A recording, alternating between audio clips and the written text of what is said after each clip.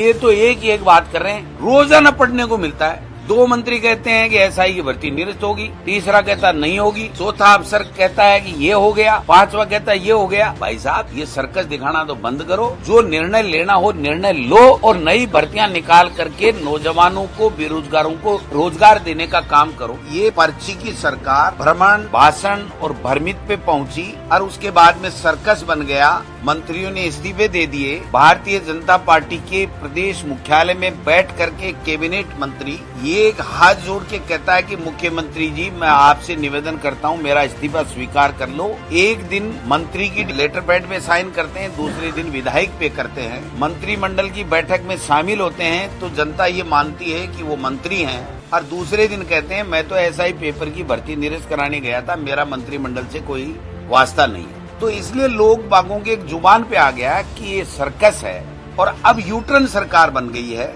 और यूटर्न सरकार इसलिए बन गई कि एक भी फैसला ये अपना लागू नहीं करवा पा रहे हैं। आप देखिए, शिक्षा विभाग जैसा विभाग जिसके अंदर इन्होंने पहले कहा था कि 100 दिन में हमारी ट्रांसफर पॉलिसी को हम शामिल करेंगे, इन्होंने वापस यूटर्न ले लिया। उसके बाद में मोबाइल पर प्रतिबंध लगाया, उसको वापस ले लिया। फिर उन्होंने कहा कि प्रारंभिक शिक्षा पंचायती राज से 6D के माध्यम से हम माध्यमिक शिक्षा में इनको ट्रांसफर करेंगे, वो वापस ले लिया। फिर कहा था कि जो सरप्लस टीचर्स हैं, जो अगेंस्ट पोस्ट बैठे हुए हैं, उन लोगों को हम समायोजन करेंगे, जो रिक्त पोस्टें हैं उनके ऊपर, उन्होंने वो भी नहीं किया। फिर मंत्री जी ने कहा कि दूध योजना बंद करके हम मोटे अनाज की योजना लाएंगे, उसको भी नहीं किया। और कल तो हद ही हो गई जब एक ट्रांसफरों की लिस्ट आई और 3 घंटे बाद में वो निरस्त हो गई। और यूडीएच मंत्री जारी करते हैं कि हमारे सेवर सदस्य जो नगर पालिका, नगर परिषद, नगर निगमों में, उसको भी 24 घंटे में निरस्त हो गई।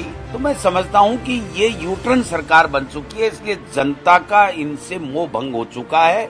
जनता के वेलफेयर के लिए इन्होंने गर्मियों में न पानी की व्यवस्था की लोगों के लिए, न बिजली की व्यवस्था कर पाए। बरसात में सड़क टूटी पड़ी है, उनकी बात नहीं कर पाए। बरसात में किसान की फसल खराब हो गई, उसका मुआवजा की बात नहीं कर पाए।